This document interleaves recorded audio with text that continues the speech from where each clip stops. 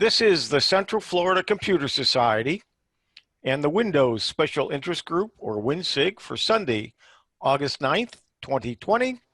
We welcome you, for those of you who are in our audience on Zoom, and for those of you who are watching on your computers. Welcome. Today, and as every meeting, I post all of the topics for discussion on the Huey's Views and Reviews website under WinSIG, then under the date, by year, and then by the month and date, and then I have links to all of the web sites or the articles that I'm going to be talking about are there as well, and I do post the list underneath the video, so if you're watching this video, you can take a look at that list as well. And I welcome you all. We're going to tackle several topics today. If we don't get to all of these, you can go back online and do some searching and some viewing on your own. One of the first things I wanted to talk about is the difference between 5G and 4G for those of you who have cell phones, and there are not many of us that don't anymore. So let me get that. It's here. The best way probably to do that is to go to the website.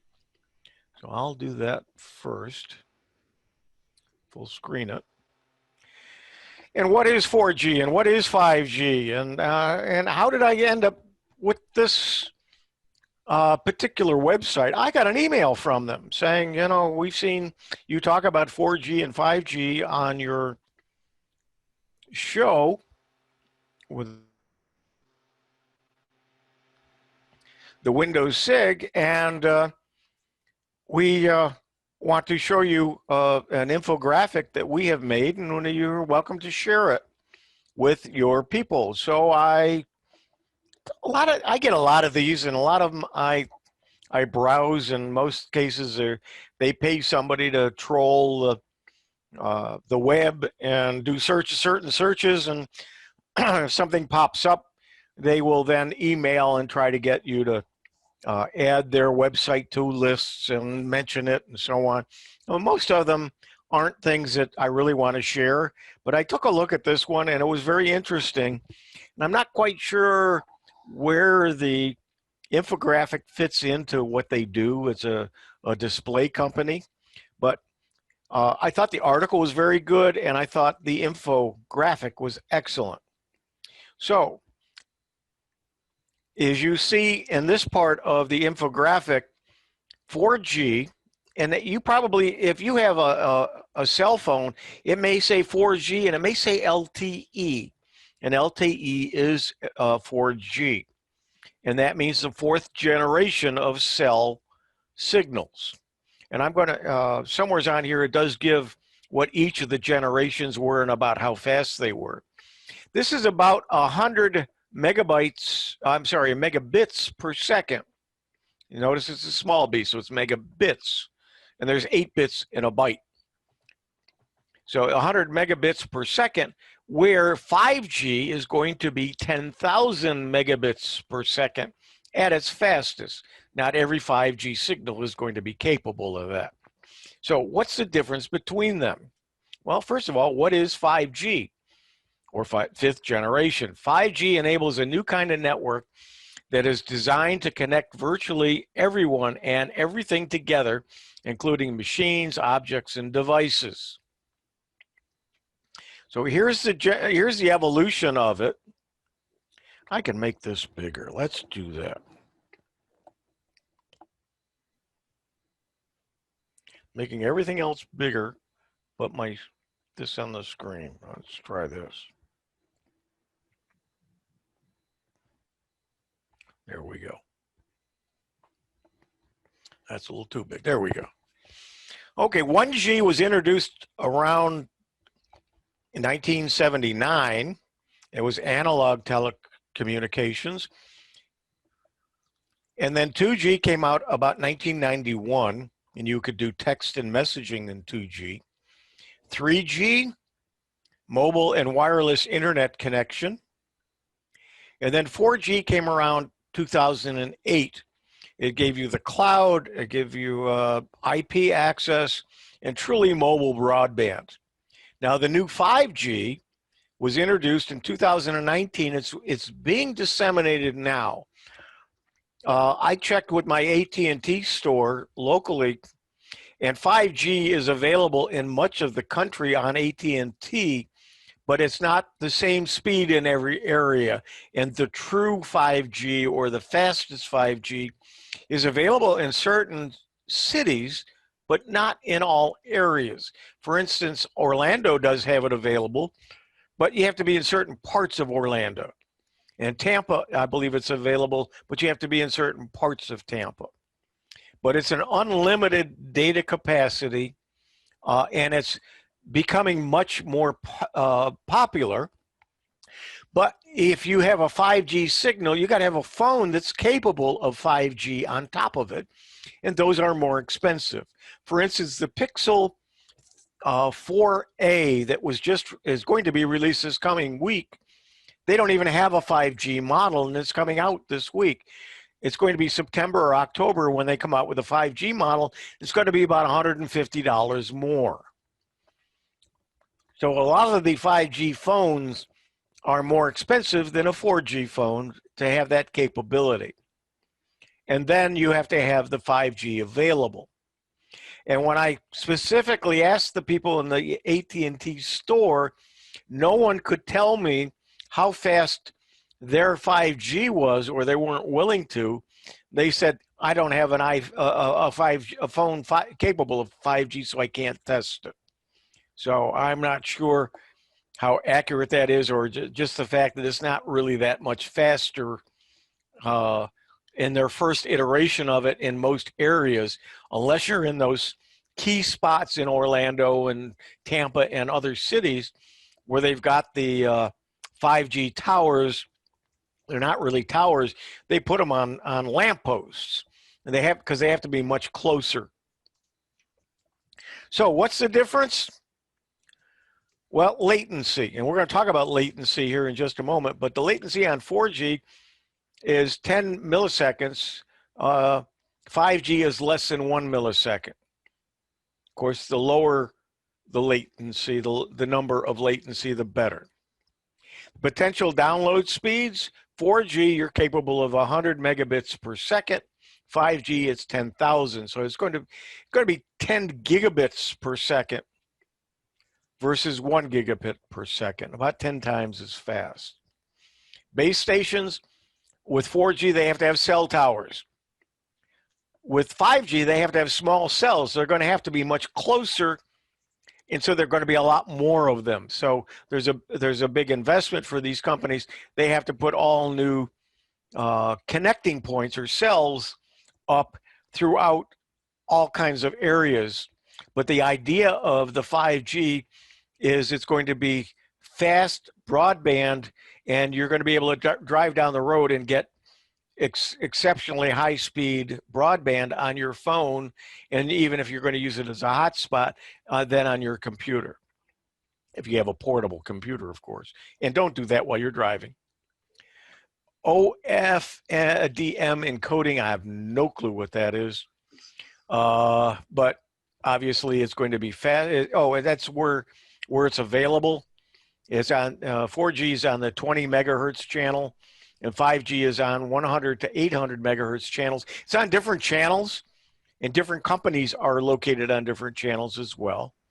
The call density, with 4G, you can have 200 to 400 users per cell. On 5G, you can have, it's 100 times greater than 4G. So you can have a lot more people online as well without having a degradation in your signal. Okay, pros and cons.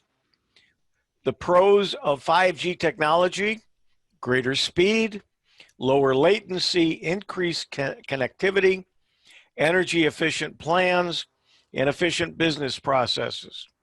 But the cons of it is the cost of establishment. It's going to cost a lot more for the phone companies to get it working.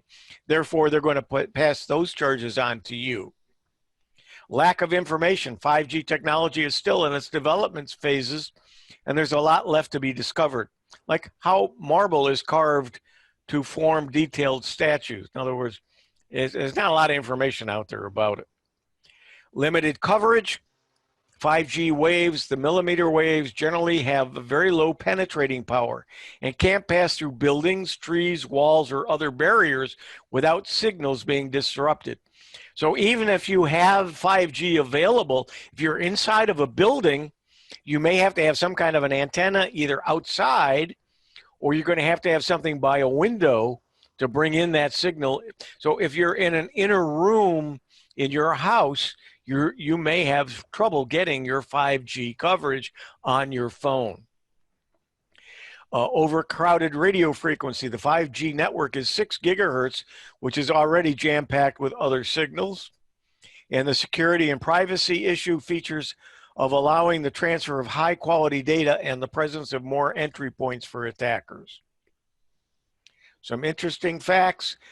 Did you know that the main difference between 4G and 5G, basically, 4G is introduced to enhance the internet speed, and 5G is introduced to control electronic items. So the idea of having the internet, IoT, the internet of technology, is what is going to be geared for, not so much your phone calls, but to make things like your refrigerator and your security items and so on work better. If you have a website and want to share it, there is actually on their website, you can grab the code and put it on your website, and it'll put this infographic on your website. So they've got a whole thing here on what is 5G, and then goes through each of the G's in order.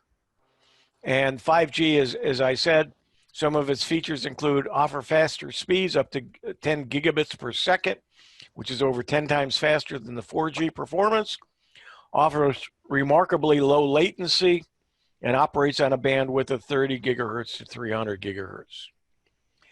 Here's a nice chart that kind of compares 4G to 5G. I won't have to read it. I think you can see it. The base stations are cell towers for 4G and small cells for 5G. These are things we just covered. So it's talking about most of the things that were in the chart and some interesting facts. And so I thought I'd share that with you because you're going to hear a lot more about 5G being available. And is it something that you need to pay extra money for now for your phone? And is it going to gain you anything? Most likely at this point, if you buy a 5G phone, you're buying it for the future. And you know that phones are built to go out of style and to go out of, there's built-in obsolescence within about 2 years. And so if you're thinking in terms of, I'm going to buy a 5G phone because I'm somewhere down the road, I'm going to want to use it, you might not save the money and put that money towards a 5G phone in 2 years from now and get a better phone that may be handling 5G much better. One of the terms that we mentioned, and I've mentioned it in my discussions of talking about bandwidth last week, a lot of people had questions about what latency was, and I really couldn't answer them. So I had to do some looking up. And so here's some articles I found. Let's go ahead and open this. So what is latency? Latency is a synonym for delay. That's all it is. In telecommunications, low latency is associated with a positive user experience. UX, user experience. While high latency is associated with poor user experience. That makes sense. In computer networking, latency is an expression of how much time it takes for a data packet to travel from one designated point to another. Ideally, latency will be as close to zero as possible. Network latency can also be measured by determining the round trip time, or RTT, for a packet of data to travel to a destination and then back again. So high network latency can dramatically increase the web page load times, interrupt video and audio streams, and you get that little circle going round and round, and render an application unusable. Depending upon the application, even a relatively small increase in latency can ruin the user experience. One of the major reasons for poor latency is geography. High distribution internet protocol, IP, networks traverse vast distances, and adding transmission time that can derail an application. In any situation where latency between sensing and responding needs to be extremely low, for example, certain actions in autonomous driving, like driving your car using auto driving, it makes sense to put the computer that's processing the data as close to the source of the data as possible, a concept known as edge computing. Now, you can go in, I'm not going to read the whole article to you, but latency is the amount of time that it takes for a signal to go from one place to the other, or to do a round trip, to go and then come back.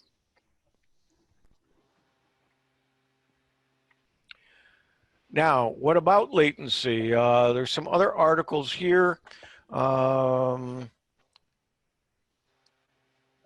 have one, what is latency, how to reduce it, latency, what is latency, and a primer on latency and broadband,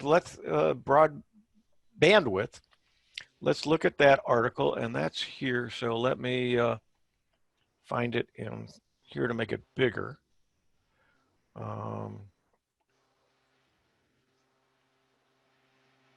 Do I have it here? Well, let's just look at the article. Again, let me make it bigger. So speed is a feature. The emergence of the fast growth of web performance optimization, or WPO, industry within the past few years is a telltale sign of the growing importance. So you want faster sites lead to better user engagement, faster sites lead to better user retention, and faster sites lead to higher conversions. So latency is the time from the source sending a packet to the destination receiving it. Bandwidth is the maximum throughput of logical or physical communication path. So it's just getting the information from one to the other.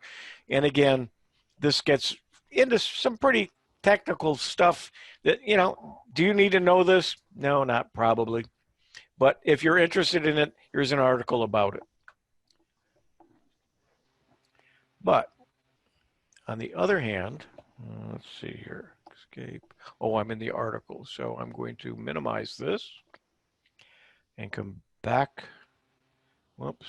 Now I want to go over here. And there's a network guide to network latency, how to check, measure, and reduce network latency. But are you familiar with the Traceroute command? This is an interesting article that I found. It kind of explains it a little bit, but I'm going to show you what the Traceroute is. But this article, first, if you run it and it's successful, what you'll see is a whole bunch of things. And I'm going to do a couple just to show you how it's done. But first, it tells you that it's tracing a route to mediacollege.com from wherever you are. So what you do is you type in tracerrt, which is a Windows command or a Microsoft command, and then you put where you want it to trace. And then it tells you the entire route that it takes. Because if you don't realize, you don't talk to mediacollege.com from your computer. It hops from one place to another on the internet. And this shows you all of the places it goes to get that signal to get to the college, so you can see to connect to it, and then it has to send it back through a bunch of hops till it gets back to your computer so you see the web page. So it gives information each router it passes through on the way to its destination. One is the internet gateway on the network of this tracer route, and then an ISP that handles it, and then some extra, an extra network, then it may time out. Then there's some different routers that it goes through, and then it goes through all of the places in where you're headed to, some more of them, and then finally it gets to where you're going. And each of the three columns are a response from the router. And it tells you how long it took. Each hop is tested 3 times. For example, in line 2, the first try took 240 milliseconds. The second took 421 milliseconds. The third took 70 milliseconds. You'll notice that line 4 timed out. That is, there was no response from the router. So another one was tried, which was successful. You'll also notice the time it took quadrupled while passing through a global gateway network. So let's, just for the heck of it, what you have to do is you go to Start, Programs, Accessories, and Command Prompt. And so you go to Start, and then you go to Programs, Accessories, and Command Prompt. So I'm going to go to Windows, Accessories, and they moved it. So it's not there anymore. So under Windows, it probably is under security, maybe. No, that's the security thing. I knew I should have looked this up. There's another way you can get to it, and I just was showing you the way they suggested, and apparently it doesn't work. Try searching for CMD. Yeah, well, the easy way to do it is you down here, you just put in CMD, CMD, and that brings you to the command prompt. So that's an older article, so it's telling you the old way to do it. So at this point, I type in TRACERT, and then where do I want to go? Let's go to google.com for the first one, and I'm going to hit enter. And now it's showing all of the hops to get from my house, which is here. It's going to time out. It looks like it's going to time out here. The second run timed out. So now it's trying again somewhere else. And it made it. And now it made it. I'm on Frontier, so it made it to the Frontier. Took a couple of tries in a couple of places. And then from Frontier, it sends it out. And you can see the timing there, and then it sent it to this area, and then this router, and then it finally ended up, and it took a total of 30, let's see, it took all of these, it took 9 hops, and it finally took, you can see how long it took for each of them. Let's do another one. Let's do Tracer RT. Let's do to CFCS.org.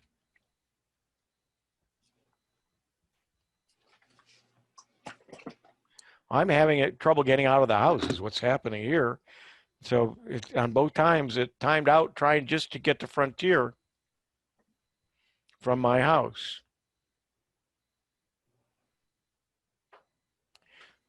And it takes 3 hops at Frontier to get anywhere. Looks like it's going to may time out again. Your router may not identify itself, and that's maybe why it's request timing out. Yep. But it took quite a bit on that last hop to, and that's at GoDaddy, I believe we're located. So GoDaddy is not always the fastest either. So you can see how long it takes and what issues you're having. So if you're having trouble getting to somewhere, what you might do with Traceroute, Tracer T, is check to see if you're even getting to the place for the page to load. If you are trying to get somewheres and it stops, that means there's a problem along the way, and the problem could be at your house. It may not even get out of your house. So if you see that it times out, and never gets past your gateway home, then you got a problem locally. So there's some neat things that you can look at. Whether you're going to understand everything that it's telling you, who knows? But you can at least have an idea whether you're having some issues or not, and how long it's taking. Let's see. Let's go back to my meeting notes. Okay, let me stop sharing for just a minute or two and see if we have any comments, questions, because I'm going to go into a different thing entirely. Anybody? Yes. Just from watching the trace route, it looked to me like you did not have an alternative domain name service entered into your router.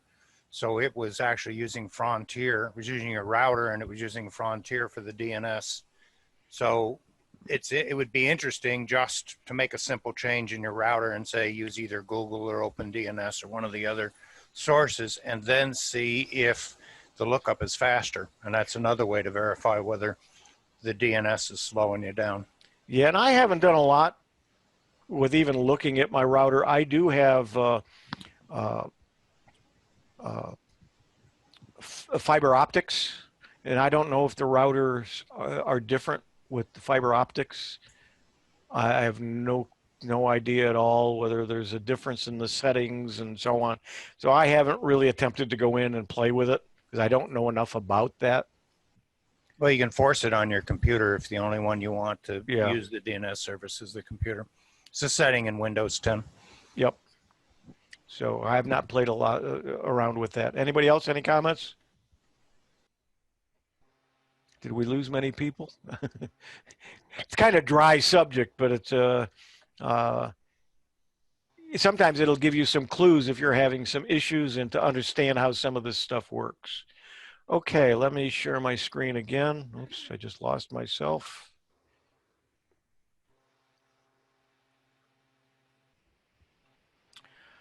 And this time I'm going to talk about this article first. And I'm not going to go through the article. I just want to show you the article. It's the best free software of 2020 from PC Magazine. And they've got, if you read the article, they've got some criteria and how they choose it. And then they have in various topics, different software, and you can go through and find all kinds of software. Now, am I recommending any of them? No, I'm not.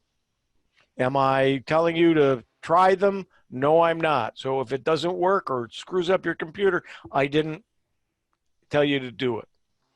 But it does explain a lot of free software that's available. And I do want to talk to you about a few things that I use and have used or have on my computer. The first one I am not going to talk about, and that's Audacity. And Audacity is a sound editing software, and I'm going to talk about that tomorrow at the Tech for Seniors show that Ron Brown and I do, and I don't want to duplicate what I do here and what I do there, so we're going to skip that for this one, and I'm going to talk about it tomorrow. So tune in tomorrow to the Tech for Seniors show and take a look at it. So the next one is Calibre. And Calibre is the one-stop solution to all your ebook needs. Now, some of you use a Kindle. Some of you use other things to use as an e-reader. Some of you have tablets. Some of them just watch it on a computer or a laptop. Calibre is an ebook management program. And let's take a look. Here are some of the features. It saves time on managing your ebook collection. Let's see if I can make this bigger. I can. Save time on managing your ebook collection. Use it everywhere and with anything. It's a comprehensive ebook viewer. Download news and magazines from the web. Share and back up your library easily. Edit books in your collection and satisfy every ebook need and get support. It's been around for years. There is a demo you can look at. You can download it. It's free. But let's take a look at it. And let's see if I've got it here on the screen. I should have moved it around. Yes, it's right here. And I'm going to start it up.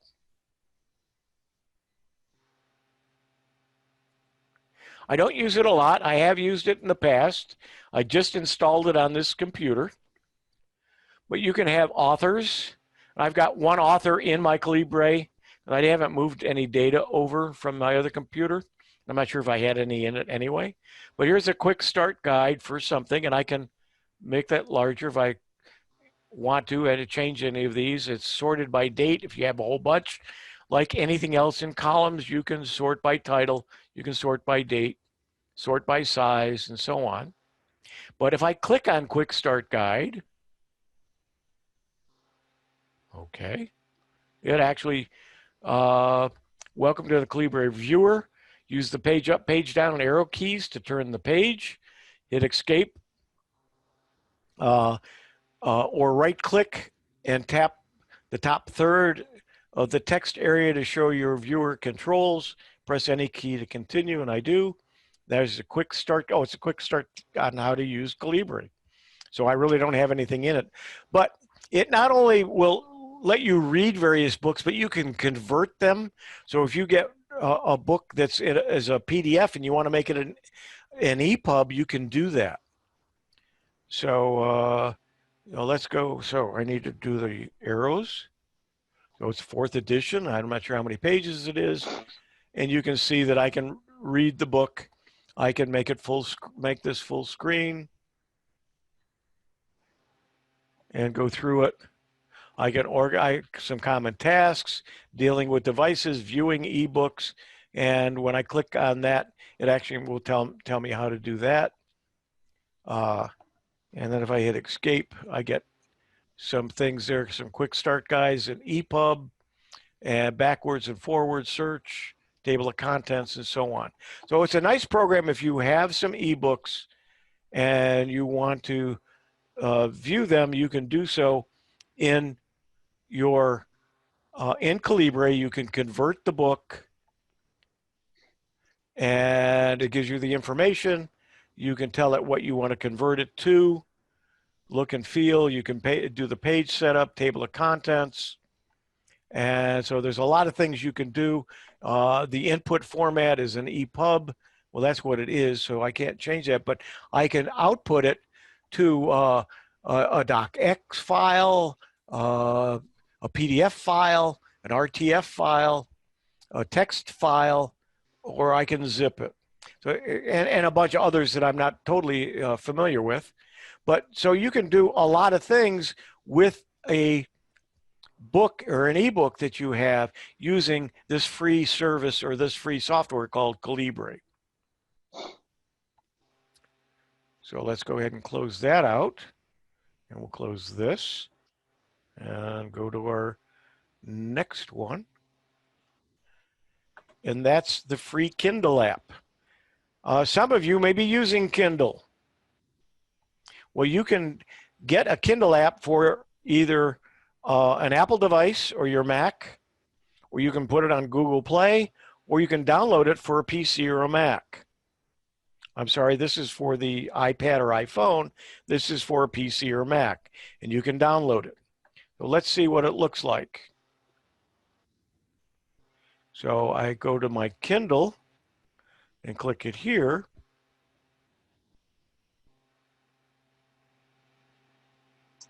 Thought I did. There we go.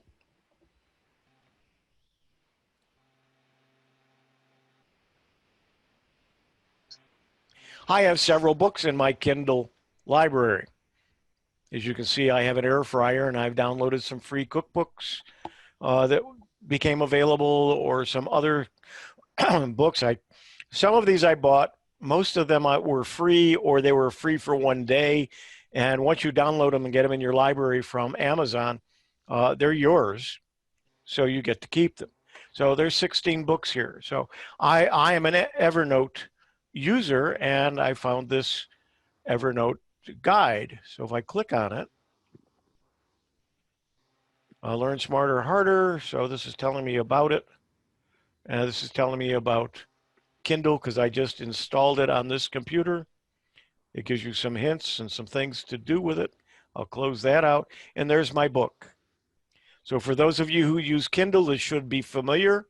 I'm not a big Kindle user, But because I have these books in my library, I can go through the book like this. I can make it bigger. I can search.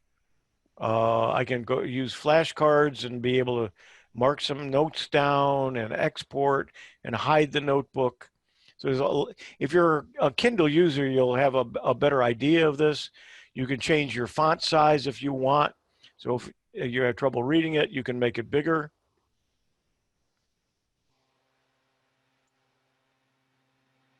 I guess it's as wide as it will go because, oh, I'm looking at it in this view. I can look at it in this view. Oh, I see. Okay. And again, I'm not a big Kindle user, but I've gone in and looked at some of these books. I can go back to my library. I can look at one of the air fryer books and find a recipe and follow it, have it nice big print. If I have a laptop, I have it in the kitchen, have it on the shelf. I can make it big, I can make it smaller so I can get more information and have the directions and the items on the screen. So however the book is set up, you can take a look at it in your library. You can tell I've had this book for a while, Windows 8.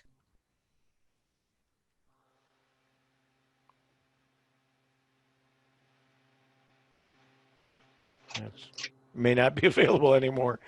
Windows 8 may not be. Let's see if I can switch books, if it'll let me. Okay, which book am I in here? Photoshop Elements 11. I think we're up to 20. They call it 2020, but I think it's 8 or 9 versions later. But you know, a lot of the things still work in Elements, and so if I wanted to look up, I could do that. So that's using the Kindle on a PC. So if you are a Kindle owner and want to look at it on a bigger screen, you want to look at it on your laptop, you want to share it with some of your family because it's a good book, you can use the Kindle app either on your Mac, your PC, or whatever. Any comments or questions? How many here, you can, a lot of you turn your cameras off, so if you have, turn them on. How many are, do use Kindle? Probably quite a few of you. And I don't know that you were aware that there was a Kindle app for your PC, and any books that you have purchased for your Kindle, you can view them on your laptop as well. So you can get a much bigger version if you need to. Yeah, Tony. On this best free download site, I mean, I know about Ninite, but not everything's on there. What other sites are safe to use for downloading free software? Ninite is probably the best. I would stay away from download.com, CNET, because most, and it's not that they're bad, but a lot of them, when you download software, they also, and then install it, they install other programs, or they'll install some browser add-ons, or they give you a lot of junk along with it because that's how they make money. And they will have some ads. They'll have some software that they get paid for adding along and installing. So a lot of them you really need to be careful of. 2 sites, Huey. Okay. Giveaway of the day, which is usually pretty good, and also SourceForge. Both of those have excellent freeware or shareware. The thing with giveaway of the day, it's usually only good on either on that day or for a couple of days. Right. And you don't get any updates. And if you try to do an update, say the following month or a couple of months later, it'll render the version useless, and it'll say you need to buy it. So, but long as it's you stay with that version, usually they'll work for a long period of time. I've done that with giveaways of the day. I have several on my old computer that and I'm moving over to my new computer, and I can't install them on the new computer because the software won't let me. It'll say that free Well, time period expired. hopefully you liked it, you found it worthwhile, and then you go out and buy it. I've had several And I've done that a lot, situations like and that, I've paid yeah. for a lot of software because of that. And that's why they do it that way and why the companies offer it. Absolutely. SourceForge does screen their software. It's a lot of independent authors that post, and usually their source code is available as well. So for those that are so inclined, they can actually go in and see it. A lot of the software, if you find the software, you can go to the author's website and download it as well. But you have to be careful there too, because a lot of times they make extra money by attaching something or installing something along with their program. So you need to make sure that if it says on the install to do a custom install, always click that, and that'll show you what's being installed, and you can decide if you want all the pieces and parts or if they're attaching a menu to your browser or something like that. They all offer custom install, but it's usually a small little button. Yep, they hide it pretty well. Absolutely. Somebody else had a comment? Yes. Do you know if it's compatible with audiobooks? The software? Which software? Calibre? Calibre, yes. I don't think so. I think it's just ebook, the printed books. What you can do on Kindle. Can can you on some Kindles do audiobooks? I don't know. Anybody who use Kindle, can you do audiobooks? Shake your head yes or no, or you don't know either. I don't. I don't know. I suspect you can't, and it doesn't. And it wasn't in that. I didn't see anything in that drop down. I don't remember if it said MP4 or not. Okay. So you might be able to. I would look into that, and I'll try to look into it as well. That's a good question.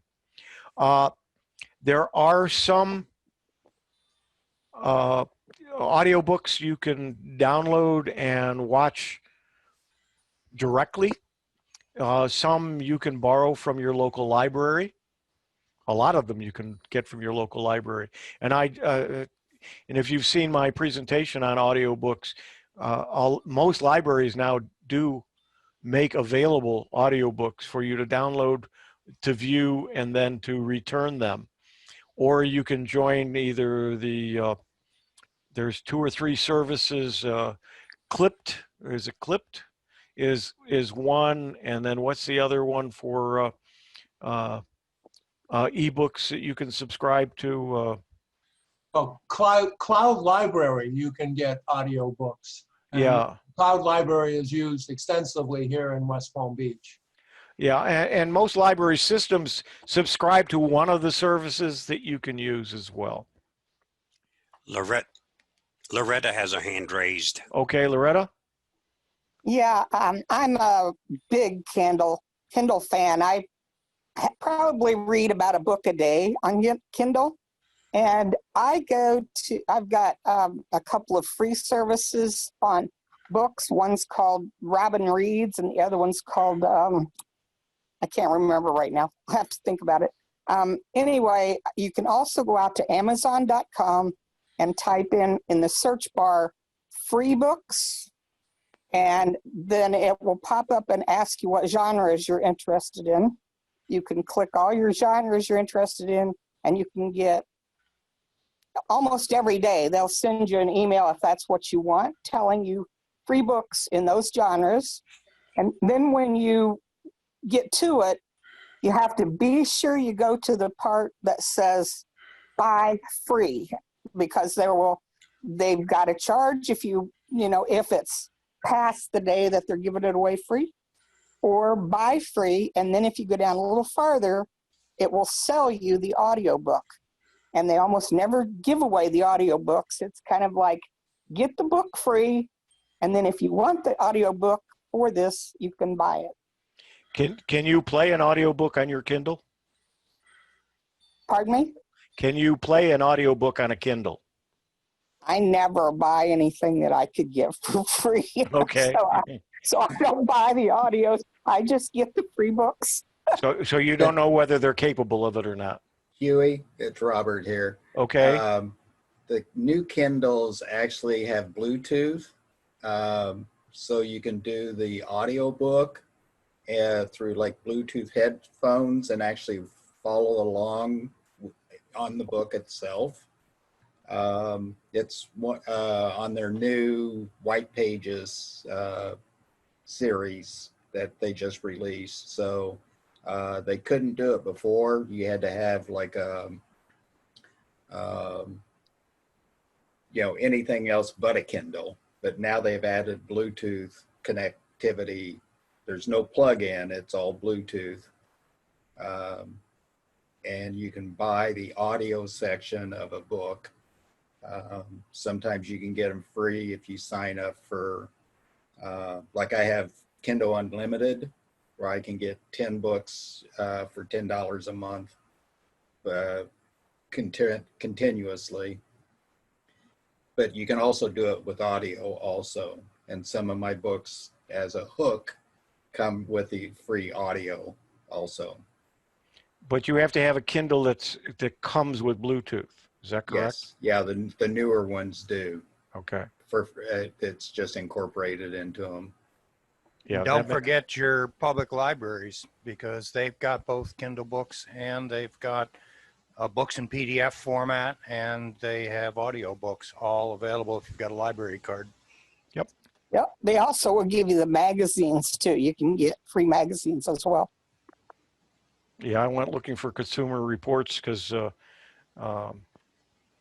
Ted Goodwin had mentioned some articles that are in this month's Consumer Reports, and I'm not seeing that available in electronic format in any of the services, so they apparently don't allow it. But Well, I think a lot of my magazines Prime. are. I think the Prime, your Prime membership, if you have Amazon Prime, you also can get free books and I think some free audios with Amazon Prime. As well, of course, as movies with Amazon Prime. There are a lot of benefits to Amazon Prime. They keep raising the rates. I think it's up to $119 a year. But if you order a lot of stuff, you get free shipping on most things, and you get them within a day or two. So it's all a matter of whether you want to pay that. And if you have, I've got the device. I don't want to say her name because she'll respond to me. And some of you, if you have speakers on and have one. So I won't call her name, but if you have one of those and have a Prime account, you can listen to a lot of music and a lot of other things are available with your Prime account. Okay. Any other comments before I go back? One quick question. I forgot Sure. how to save chat. Okay, if you want to save chat, let me close what I was just about to do here.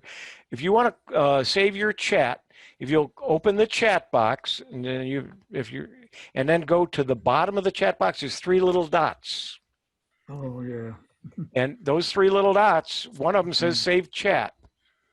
Okay. When you click it, it will create a folder, if you don't already have one, called Zoom under Documents on a PC, and I think on the same thing on a Mac. It will save. It'll create a folder called Zoom, and then it'll have a folder that will have the name of the meeting and the date. A folder with that name, and if you go inside of that, there'll be a text file that will have your chat. Thanks. I forgot. I thought those dots were to choose who you were going to send a chat to, but Yep. I see Yep. that's something else. Yep. I see. Huey. Yes. I'm sorry, can I jump in with one Please addition do. to what Robert said about Kindle Unlimited? Sure. It's not $10 a month for $10. It's an unlimited number of books for $10. The deal is you can only have 10 checked out at a time, but you can check 10 new books every day or every hour if you want. There's no limit to how many you can have out or how many you can get in a month. It's just 10 at a time. Yeah, I'm sorry I didn't present it that way, but yeah, you're correct. Yeah, I figured you knew that. Yeah, I probably do 30 or 40 books a month, and it's Yeah. only $10. So yeah, it's quite a savings. And what's nice about that is you can check out a book and read one chapter, and if you don't like it, just turn it in, get another one. So you can go through as many books as you want. And that's in the unlimited account. Yeah, and they actually, so it's $10 a month, but they actually sent me a thing about a month ago that said if I sign up for a year, they'd give me 3 months free. So that was a substantial discount. So even better. Absolutely. Yeah, I got that too. I just didn't take advantage of it at the time and forgot about it. Oh, I jumped on it. Okay, let's look at Kevin. something else here. Somebody else had a question? Kevin had his hand up, Okay, Kevin? or just was that just a thumbs up? Right, I was just reacting positively. Okay. Well, that's good to hear. All right, go back to our meeting notes. The next one is IrfanView. IrfanView is one of my favorite programs. I have it on everything. But let's take a look at what IrfanView is. It's free. It's one of the most popular viewers worldwide. I don't like the Microsoft, I think it's called Gallery. I don't use it on my PC. I always make IrfanView my default viewer. And you can download either 64-bit. If you have a 64-bit machine, that's what you should do. And then there's some plugins that go along with it as well, and I download and install those as well. What does IrfanView graphic viewer do? It's fast and compact. It's freeware for non-commercial use. It supports XP, Vista, Windows 7, Windows 8, and Windows 10. There's a 32-bit version as well as a 64-bit. Multi-language support, Unicode support, and designed to be simple yet powerful. And you can go for more information. You can click on the website. I think they've got some videos that show you a little bit about it, but let's take a look at it. Minimize this, and I'm just going to go to where some pictures are here. Good place to go is my picture folder. And let's see what do I got here. Back in 2015, that's a, well, let's try this. Okay, and these are the ones I said to use. Now open it, and then open. You'll notice that I'm in IrfanView. This was a panorama that I took. But there's so many things you can do with this. One, you saw that I had more than one picture in the folder. So if I click on the arrows, I can do a slideshow and go through each of the pictures. And then when I get to the end, I can just say use the folder, and it goes back to the beginning. That's one thing you can do with it. There are some other tools, and I'm at 49%. If I want to see it at 100%, this is what the picture actually looks like at 100%. And because it's a panorama, you can see that it really covers a lot of space. So I'm going to bring it back down to where you can see the whole picture. You know, or I could, instead of doing that, I can just say fit image to window, fit only big images to window. So I'm just say fit images to window. Okay. Now, something else I can do is, let's say I only want this section right here. Notice I'm clicking and dragging, and I'm going to take this part right here. And I've got that squared off. It doesn't have to be square. It's not even square, but, and then I can go into edit, and I can say I can cut that selection out, but I can also crop it. So if I crop it, bingo, I've cropped a picture. And then I just go up to File, and I can either save it, and then it'll overwrite the file that's there, or I can, let's see, save as. I can save and it'll be in the original folder, or I can save as, give it a name, and then I'll have some choices.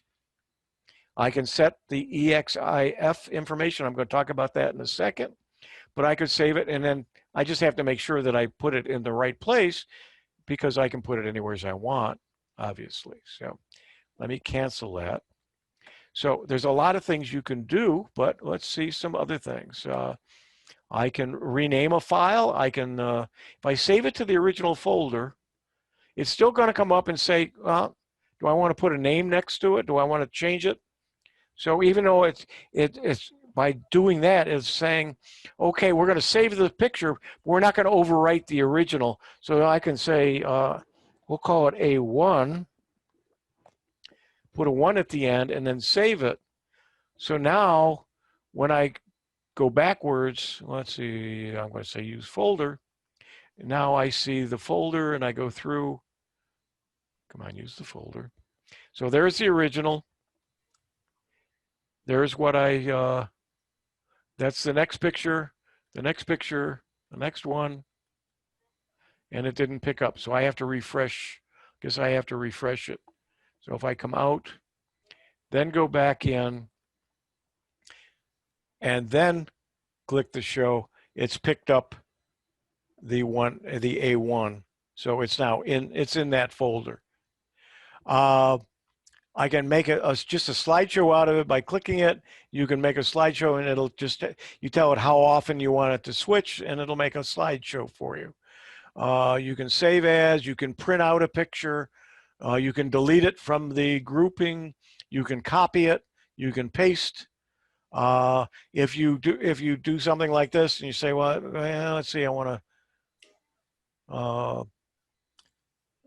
to edit and I want to cut it. It takes that part out. That's not what I wanted. I wanted a crop. Well, I can hit the undo and it puts it back. If I want to look at the eye, it gives me information about that picture. So this is all the information that it has. But if I want to look at the XIF information, I'm not sure if you can see this, and I don't think I can make that bigger, but you'll see that it was taken with a Coolpix camera, and it probably won't tell me where I took it. And the reason why is the camera particular camera doesn't have a GPS in it, but if you take it with your phone, it'll probably tell you where you actually took it. And if so, you can show it in Google Earth. And let's see, okay. No, I don't have it loaded. So I can't do that to show you, but there's a lot of information about every picture you take. And depending upon what device, it'll give you the information. And a lot of times it'll have even where you took the picture. That's built into the picture. So if you send a picture to somebody, be careful if you don't want them to know where you took it or where you are. And let me hit escape here. Some other options you can do. You have properties and settings. There's all kinds of things that you can set. There's a lot of options in the program for a free program. I don't use most of them, but you can zoom in, zoom out, keep the scroll position, go back to the original size. You can refresh. You can hide the toolbar or keep it. There's a help. And again, you can do the plus, move it in. So you can move in.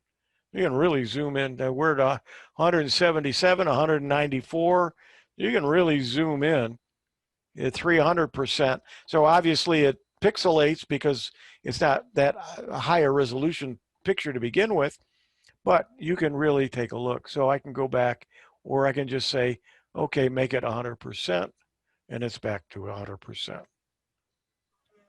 Then there's some other tools that I mentioned here. If you want a different language, you can change. There's other languages available. If you want to change the toolbar, you can turn things on and off in the toolbar if you don't want them. And then some miscellaneous stuff that you can play with as well. Again, all this with a free program. If you don't have it in your arsenal on your PC or your Mac, and it does, as I said, there is a version that you can find for other devices as well, I believe. No, I guess it's Windows. I guess it's just Windows. This one's just Windows. But of course, it's the Windows SIG, so that shouldn't be an issue for most of you. But I use it. I've got it on all of my machines. I believe I have it on my Chromebook too, I'm thinking. So I'm IrfanView 34-bit. I'm just trying to see if it's available on others. But again, there's some plugins for it as well. So if this isn't a program that you have on your PC, I highly recommend it. I use it all the time. This is my picture viewer, and as you can see, when I click on a picture, it opens up IrfanView. I have it set up as my default viewer. It also has a small paint dialog where you can do a little minor, maybe put an arrow, point to something, circle something if you wanted to send something to someone. And it also has some pretty good automatic enhancing. If the picture's a little dark, click the automatic and it fixes it pretty good. Or, as you say, a free program. I've been using it about 15 years. Absolutely. Great program. Okay, let's see. I got to go back. I got to share my screen first, or you won't see what I'm talking about. And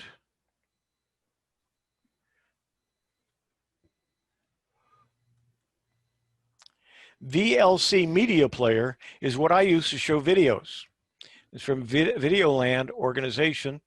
There's a 64-bit Windows version. There's it will play MPEG-2, MPEG-4s, H.264 MKVs, WebM, WMV, and MP3s. It runs on Windows, Linux, Mac OS, Unix, iOS, and Android. I do have it on my Chromebook, and it does work. You can download it. It's free, and it's one that I use for my video. So let's see if I can find a video here. Pictures. Let's go to videos.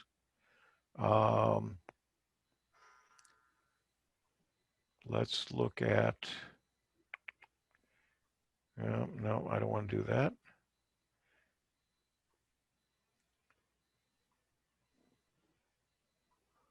I don't want to play something that's going to ding me on YouTube. So I'm looking for something, Canva for WordPress. What do I got here? No, can't use that. Oh, this is one of my own, so. All right, let's just play this.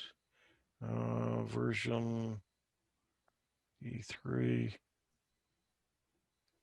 Make sure it's not a real long one. That's 4 minutes. I'm not going to show all of it, but you'll see that I started out in, it's running in VLC. And are you hearing the sound? No. Okay, then I don't have that turned on, so I need to turn that on. This wondrous land and stand for all good things. I'm not going to play the whole video, but you can see I'm running it in VLC Media Player. And so I use that as my default for MP4s, for WMVs, and for other things. And I have it, again, on almost all of my devices. And I use that as my default program. It also has some nice utilities in it Oh, for absolutely. conversion and stuff. Yeah. You can customize, you can add skins, you can install some extensions to it. It plays everything, files, disks, webcams, devices, streams. It plays most codecs with no codec packs needed. It runs on all the platforms and it's completely free. And here is where you official downloads for Windows, Windows Store, Windows Phone. Somebody might still be using one. For Linux and for Android, Chrome OS, which is your Chromebooks, some of the Linux, and even OS 2. So it's been around a long time. I've used it for years. You can contribute to it, but you don't have to. It is free. And it's one of the things that I highly recommend. So that's it on those programs. And I've got a few minutes left. I want to talk about a password manager, and the two that are in this article, or one is in the article, and that's LastPass. The one that I've been using since I owned a Palm Pilot, which would take me back to about the mid-1990s, is called eWallet. And I exported everything from eWallet and imported it into LastPass. So I'm maintaining both of them now because I can, I guess. Mm-hmm. But the thing about having a password manager, and Bob, you can mention the one that Avast has, if you would. But it's discontinuing. Oh, that's a shame. Yeah, it sure is. I have bitched and moaned and groaned, but it's not doing any good. They intend to bring it back in something else, but what they intend to bring it back in is a paid product. I said, thanks, buddies. You're being really friendly. Can you export what you have and then bring it into something like LastPass? Have you tried it? No, what I have done is I've always had LastPass. So, and I never discontinued LastPass. So automatically I'm backed up to LastPass and I'm not worried about it. Anybody who is currently using the password manager in Windows, I'm sorry, from Avast, my suggestion has been install LastPass or any of the other reputable ones. And with LastPass, anytime that you sign in, it automatically, if you're using the one from Avast, LastPass automatically puts it into its information. Yeah, it'll ask you, do you want to? Correct. And the answer is yes, you do. By the time you get finished, because Avast is not ending it from one day to the next. If you're currently using it, you're going to continue to use it, but only up until sometime next year. Then they will be discontinuing it. If you're doing a clean install or a current new install of Avast, the password manager will not install anymore automatically. If you're not using a password manager, you should. Definitely. Absolutely. And the nice thing about LastPass, I don't use the LastPass feature to create passwords because it requires me to log onto the website and then I can create it then while I'm on the website. I can't do it. I haven't figured out a way to do it in advance. The nice thing about eWallet is I can.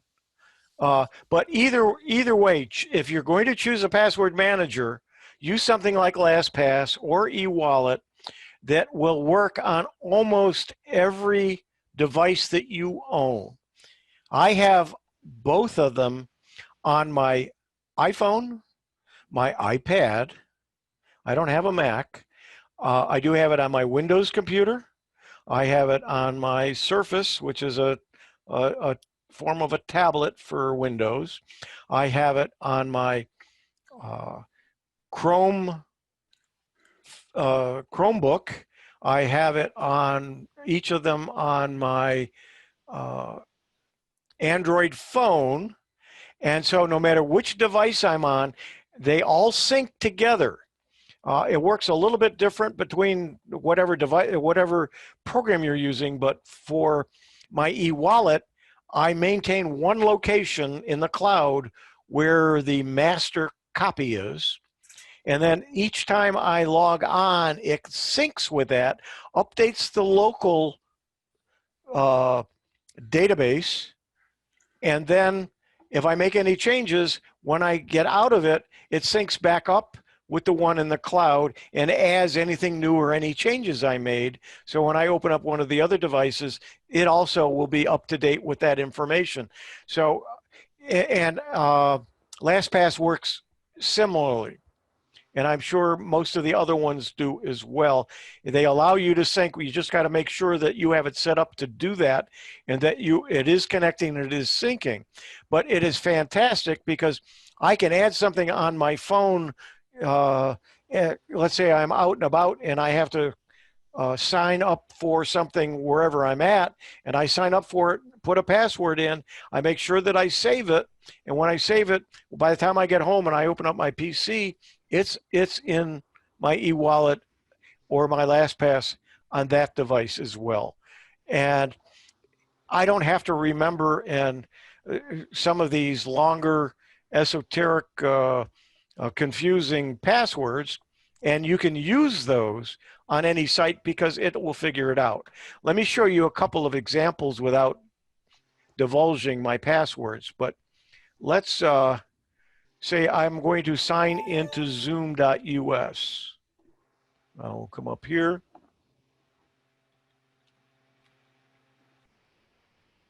And I press enter. And I'm going to be in my account, so I want to log out. Hope I did that quickly enough so you didn't see anything. So now I'm going to sign in. And I have 4 different accounts. So if I click, you'll see there's a number 4 there. This is LastPass. If I click this, it shows me those 4 accounts. I can choose whichever one, and it'll sign me into that one. Now, eWallet works very similarly. But what I like about eWallet, and I'm going to go ahead and open eWallet, and then I want to show you on their website, because eWallet is not free. LastPass, I'm using the free version. But let's see, eWallet. It's right here.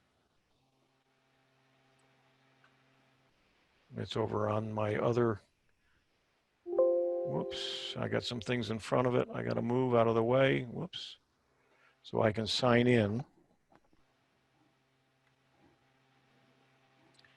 And one thing you have to know when you're using one of these programs is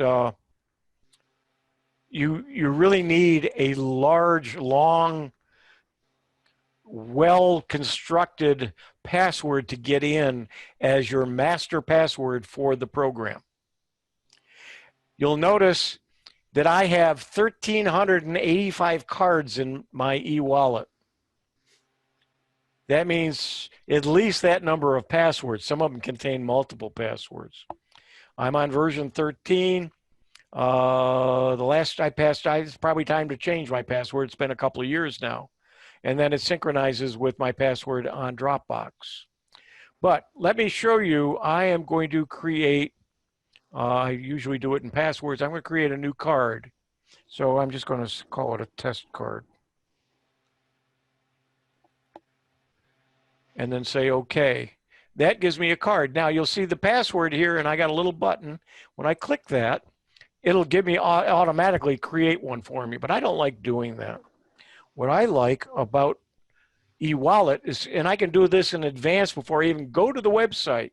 So I know I'm going to need to start an account. I do it, and I have all this done before I get there. Generate password up here. It says I can just generate it, and it'll generate, but there's some advanced. I can say I want it 14 characters. I only want 12. I want 10 characters. I want it to be lowercase and uppercase and numbers. Do I want punctuation? I can add that. And then a memory aid, the one I like to use is pronounceable. And as soon as I do that, I, again, can change the password length. It has the same information, but let me show you. If I tell it to generate a password, it then breaks it out into syllables. This is the actual password. There's no dashes in it, but it creates it into something that I might be able to say to help me, you know, I may not remember it, but as you can see, it keeps changing. Okay, this is GOVECDAK and a number, set of numbers, and that's it. You know, that might be something if I have to use it a lot and remember it, I can probably remember that. But if not, I can just go in with the program and have it. So I tell it to insert the password and close, and it's now put it in there, and it also puts in the notes it broken out into syllables. I really like that. And then I put in whatever username I want to have, and then what the URL is, and I click done, and it saves it. And then I go to the website and then create the account and just use that.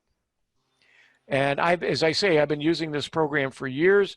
And not only do I use it, and I'm not going to show you any of my cards, but I have, when I buy new software, I have a card for Office 365. I put in my key. I put in how much I paid and some more information about it. And then I save it. So all of that is in a card so I can find that information. And when I just got a new computer, I can look up any of the software that I have that I've purchased or got free and have a code for. Most of them, if I remembered to have done it, I have the key code in my eWallet, so I can just go in, download the latest version, install it, and away I go. One program, for instance, that I have been running on my older computer was sold 2 or 3 years ago to a different company. And when I downloaded and installed it the first time, it only gave me a stub, and then it went out to the internet and downloaded the rest of the program to do the install. Well, that website's gone, so I couldn't install it on the new computer. So I emailed the new owner of the software, and I was able to go into my eWallet, get the key, and say, this is when I purchased it. This is the key that I had. They were able to look it up. They sent me a new link, and I was able to install it. And that was OmniPage, which is a $400 program that I wanted to use, continue to use. It's an older version, but I now have it, and I have it available on this computer. So let's just, to kind of end this, let me go back to the eWallet page, or let me go back to my page and then click on eWallet, which I didn't show you. eWallet is not free. You have to buy it. But if I go to the buy now, you'll see the eWallet for iOS is $10. The eWallet for Android is $10. And for a Mac or PC, it's $20. So it's about $30. I got about $40 invested in it, but I have everything in that with one really long password. And I changed it. If you'll notice, it said that I changed the password in 2018. I was doing a presentation and demonstrating it, and while I was typing in the master password, I spelled it out loud, and so I immediately had to go in and change the password. So don't do that. If you're typing in and you're showing somebody how to do it, don't tell them what your password is as you're typing it, or you're giving it to the whole world, in this case where I'm recording it and so on. So anyway, with that, I am going to stop sharing. How are we doing? We got still some people out there and you're awake? So I hope you learned something. I hope I was able to share some things with you. Tomorrow is the Tech for Seniors. I am going to talk about Audacity, which I did not talk about today, which is also included in that PC Magazine article. And I'm going to talk about doing some audio editing, just a very short piece that I'm going to do, a short demo and so on to talk about that. So any questions before I turn this over to Stan, and then he'll... Just one comment, Huey. I did, while you were doing your password presentation, I installed IrfanView just to see what it looked like, because I had it many years ago. And I did notice one thing which I put in the chat, even though during the installation it asked me if I wanted to associate extensions with the program. they had a little note that said with the later versions of operating systems, meaning Windows 10, you still have to go into the settings and put your default associations in. So anyway, I pasted that into chat.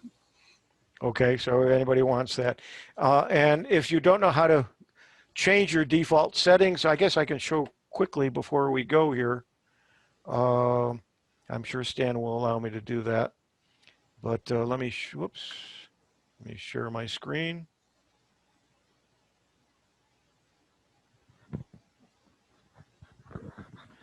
And I'm going to, let's minimize everything. Come down here. That's going to minimize too much. So minimize this, close this. See how it's syncing? It's going out to, and it may even, no, and that's it, and it's closed. So if I had made a change, it would have synced it to the master link. And so if I opened it up on my iPhone now or my Android phone, any changes I had made, they would automatically be there. So we're getting back to default. So we want to go to settings. We want to go to apps. And we want to go to default apps. And then what you're going to say under music player, I have the VLC Media Player there. For your photo viewer, I've got IrfanView. If I click on that, it will give me a whole bunch of programs. I could change it to any of those. So it may have another program. And that's why when you open up your file manager or this PC and you see a little icon next to it and it says it's an IrfanView or it's a paint file, it's only because that's what it's associated to. If you change the default app, the actual icon and what kind of file it is will automatically change as well. So it's really still a JPEG, but you're associating it with a different program. So you can see I have as my photo editor or photo viewer, I have IrfanView. For my video player, I got VLC. As my music player, I have VLC. As my web browser, I have Chrome, and I could change that by clicking here, and I could change it to whatever one I want. So that's where you change your default apps. My email happens to be Outlook. What happened, my neighbor across the street called me and said he was in a panic because when he was clicking an email, instead of having Outlook as his default email, it was coming up with Gmail. You know, he has a Gmail account, but he uses it, he looks at it through Outlook. And there was an update to Windows the night before and probably Office as well. And it changed by default to the Gmail as his default emails. All I had to do is go.